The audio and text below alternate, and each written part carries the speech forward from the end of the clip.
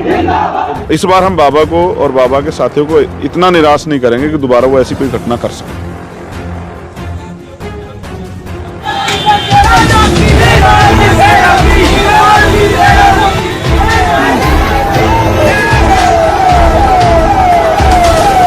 देखिए, सरकार जो मुखिया हैं वो जब जाके चरण वंदन होते हैं बाबा के, तो बाबा को भी एहसास है, बाबा के चेले चपाटों को भी उनका कुछ हो नहीं सकता। मगर फायरिंग की, अगर वो फायरिंग किसी के लग गई होती तो हाथ धो के बैठ गया होता, और अभी तक पकड़ धकड़ नहीं हुई, क्योंकि वो कल के जो भिखारी थे आज के करोड़पति है। रोका भीम आर्मी के लोग, समझाया, वरना उस बाबा को जो अपने आप को अहंकारी और ताकतवर समझा उसका इलाज करते हैं। छोटे महाराज कहलाता है। छोटे महाराज को बड़े महाराज बना देते हैं हमारे लोग। आम आदमी होके क्या हम वो नहीं गाना बजाना नहीं कर सकते अपने घर पे?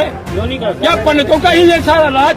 बाबा ने किन लोगों की जमीनें छीनी हैं, बाबा के षड्यंत्र और इस अन्याय का कौन कौन लोग वहाँ शिकार हुए हैं, वो सारी लिस्ट हमने अपने पास इकट्ठा की है।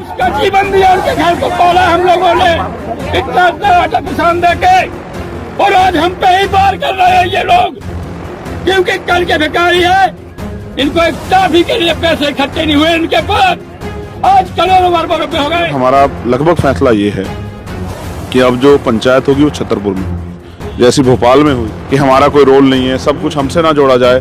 मैं कह रहा हूँ कि सब कुछ आपसे ना जोड़ा जाए तो आपको चाहिए कि ऐसे गुंडे को क्यों पनाह दे रहे हो, उसको गिरफ्तार कराओ। तो जो प्रदेश की कानून व्यवस्था को संभालने वाले लोग हैं वही IAS IPS बैठ के वहाँ जो उनके पैर छुएंगे तो उनको ये नहीं लगेगा कि वही सब कुछ है। सुरक्षा बाबा की हो रही है, जो अपराध करें उन्हीं की सुरक्षा हो रही है। सत्ता के दम पे जो नंगा नाच वहाँ हो रहा है।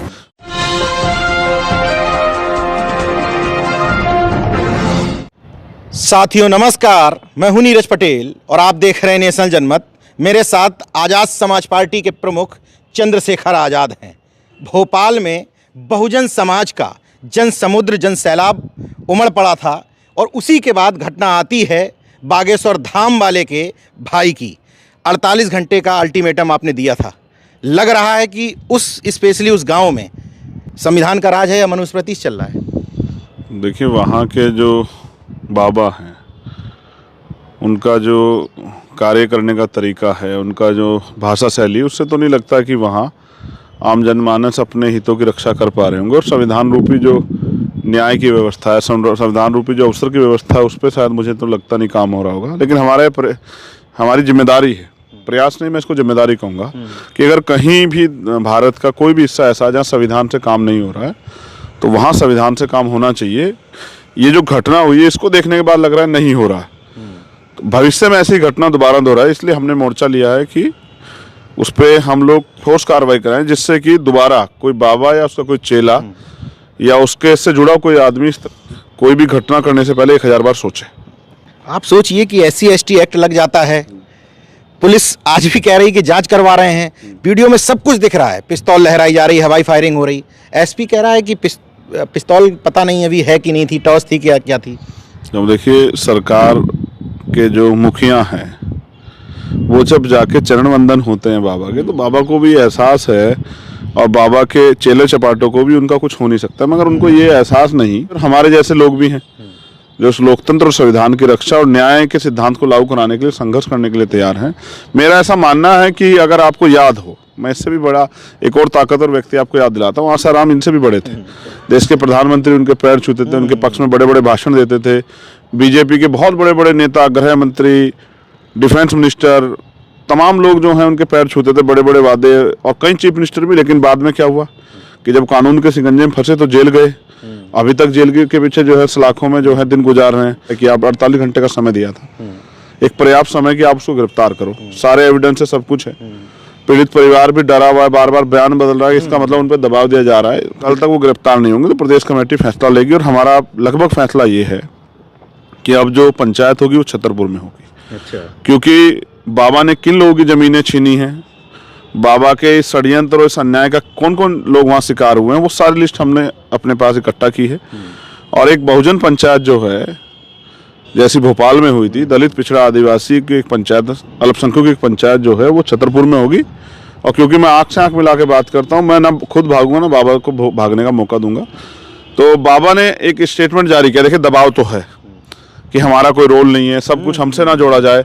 मैं कह रहा हूँ कि सब कुछ आपसे ना जोड़ा जाए तो आपको चाहिए कि ऐसे गुंडे को क्यों पनाह दे रहे हो, उसको गिरफ्तार कराओ, पुलिस को बुला के दो कि भाई ये रहा गुंडा। और अगर आपको कानून व्यवस्था में विश्वास है, आप संविधान की बात कर रहे हैं, देख कैसे सुर बदलते हैं, वो कह रहे हैं संविधान है, तो अगर संविधान की बात करें तो गुंडे का पक्ष करना भी एक अपराध है। तो आपको चाहिए, बाबा को चाहिए कि वो उनको गिरफ्तार होने दे और जांच होने दे।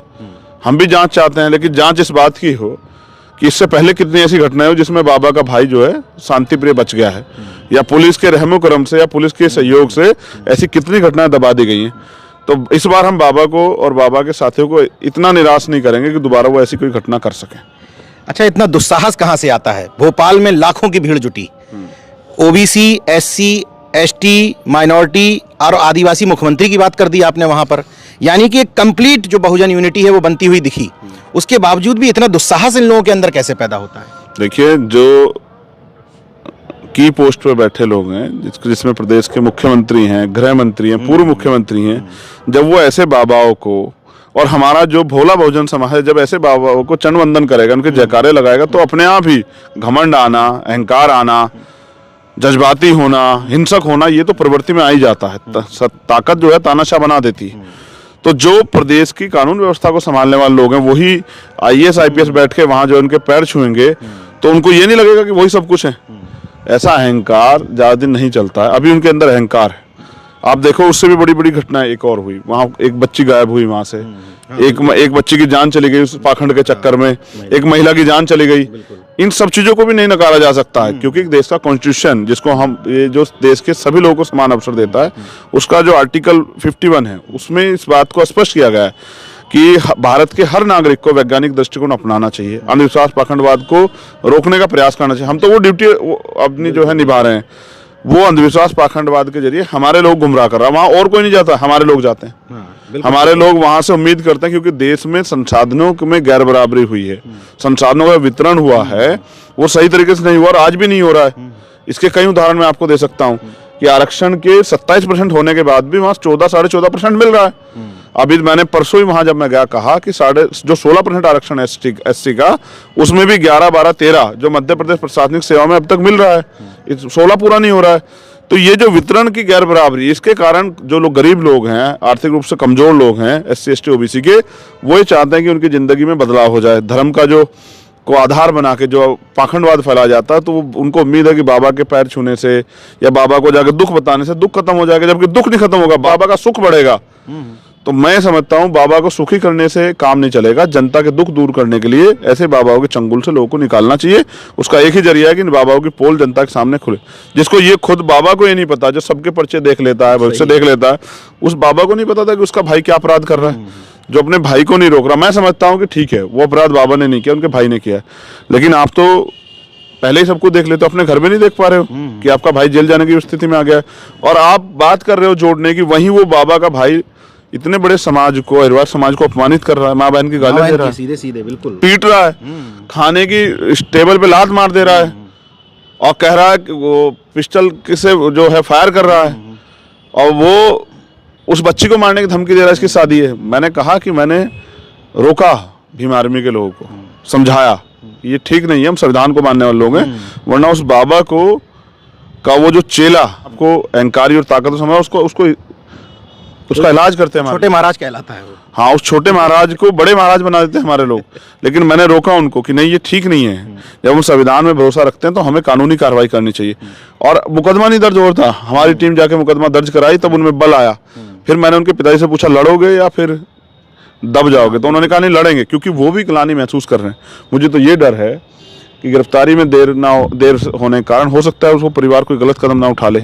जितना अपमान वो परिवार महसूस कर रहा है, समाज, हो सकता है वो कोई इस तरह का आत्मघाती कदम उठा ले, किसी की जान माल का नुकसान हो जाए। भी चश्मदीद हैं, स्पष्ट कह रहे हैं कि मेरी जान को खतरा है। बिल्कुल, लेकिन बताइए सुरक्षा किसको दी गई है? सुरक्षा बाबा की हो रही है। जो अपराध करें उन्हीं की सुरक्षा हो रही है। सत्ता के दम पे जो नंगा नाच वहां हो रहा है, उसी के लिए हमने तय किया कि बाबा का तो चलो चल रहा है, लेकिन हमारे लोगों पे तो वहाँ पक्के मकान भी नहीं है नीरज भाई। मैं भी गया, मैंने देखा, जब किशन लाल यादव बागरी हमारे साथी जो आंदोलन में आए थे, उनकी जिनकी डेथ हुई, मैं जब उनके घर गया तो मैंने देखा उनका उस वहाँ पे बड़े पैमाने पे SC ST BC के जो मकान हैं उन लोगों पे पक्के मकान भी नहीं है। आज़ाद हुए में 75 साल से ज़्यादा हो गए हैं। तो इसका मतलब आज भी हमारी समस्या लोगों की नज़रों में समस्या नहीं है। तो इसलिए ऐसे बाबाओं से दूर रह के हमारे लोगों को संविधान का जो संविधान रूपी सिद्धांत है उसकी तरफ भी चलना चाहिए, तभी जाके शायद हमारे लोग स्वाभिमान, सम्मान और अधिकारों का जीवन इस देश में प्राप्त कर पाएंगे। देखते रहिए नेशनल जनमत, जागरूक और सजग बने रहिए। जय विज्ञान, जय संविधान, जय लोकतंत्र। धन्यवाद।